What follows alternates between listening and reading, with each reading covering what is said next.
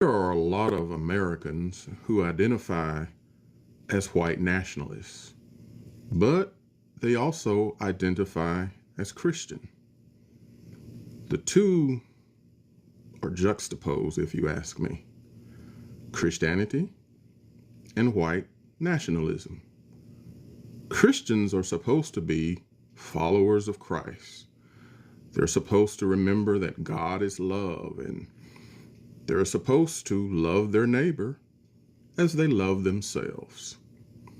But guess what? During the last few years, we have seen American Christianity become toxic and poisonous.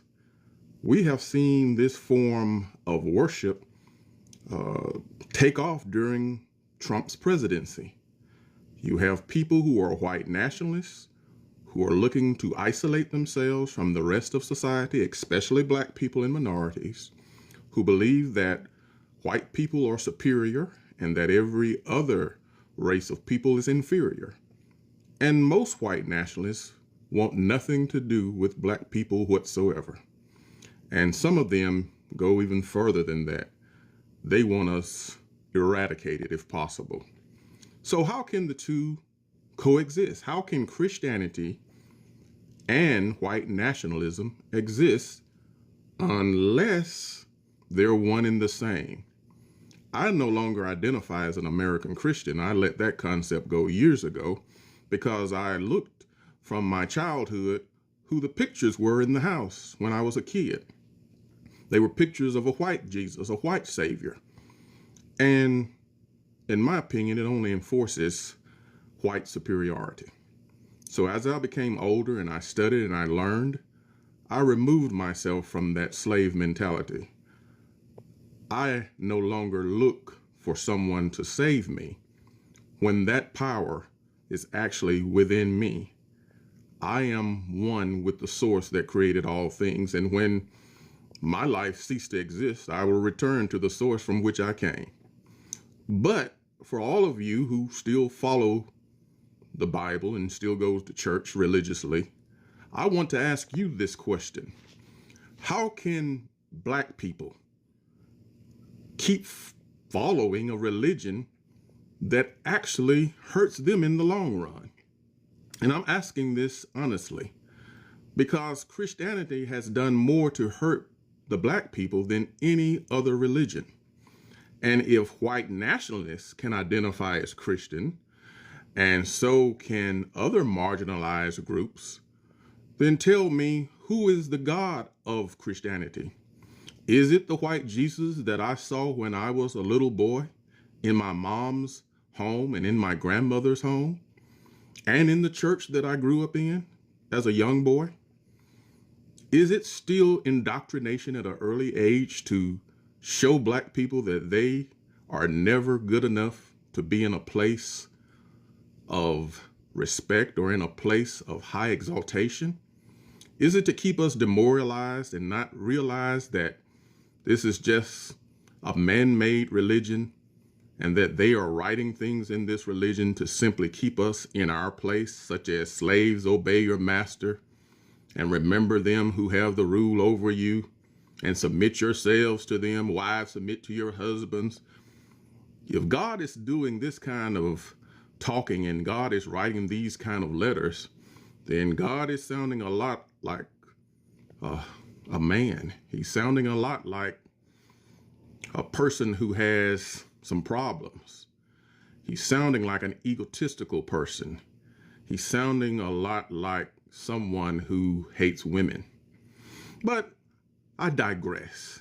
We're going back again to the original thought, and that is white nationalism and Christianity. There are people in this movement, this white nationalist movement. On the day that Trump won, you saw them out in the streets. They had gathered together. They were singing church songs and worshiping. And I saw a few black people in that crowd, but I saw a lot of people just praising and having a good time and so happy that Trump had got elected and that God was now back in our country. And I was sort of confused. How could God possibly leave a place if he had never been there in the first place. But to them, God is who they make up, and God is who they believe in at the time that they want to believe in God. Because people have different ideologies when it comes to how they view God. Some view Trump as a man of God. Some view him as God's anointed one. And they have said that God sent Trump and he's the anointed one. I have never been so confused in my life to hear such rhetoric, but it exists. And there are so many people who actually believe that he is the anointed one of God.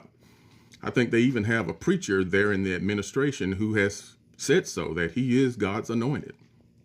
I think her name is Paula White. I'm not sure. I think that's her name, Paula White.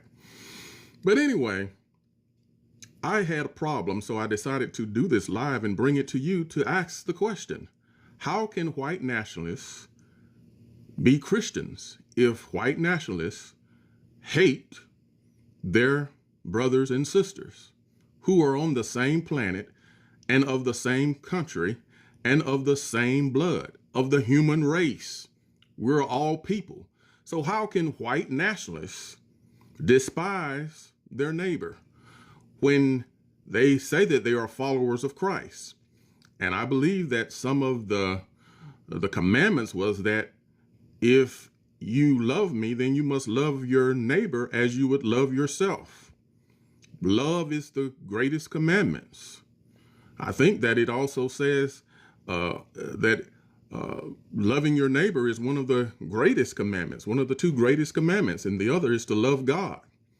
So if they hate their neighbor and say that they love God, then that's sort of a problem, isn't it? Because you can't love God and hate your brother and your sister, which can be your neighbor, just metaphorically speaking. So everyone now is in some state of grieving, I would say, who are part of the white nationalist movement, who are part of the far right movement. They're actually in a state of grief right now because they have put people in positions as prophets, and they have put people in position as leaders, and put people in positions in that movement as great people in that movement, people who should be looked up to and adored, really worshiped. But it seems that they have forgotten the basic principles, the tenets of that faith, which is love. Everything about Christianity is built on love. I think some of the commandments also were that you had to help those who were in need, help the less fortunate, help those who were in need of help. And it appears that they have forgotten those things. And they are saying that if you haven't pulled yourself up by your own bootstraps, well, too bad. And they are doing things to the poor and to the homeless. I thought that's what Jesus' ministry was about, to help the less fortunate, to go out into the streets and teach and help people, feed the poor. I thought that was the principles of Christ, the teachings of Christ. But apparently, I was mistaken. It is to be as mean-spirited and as cruel as you can be to your fellow man.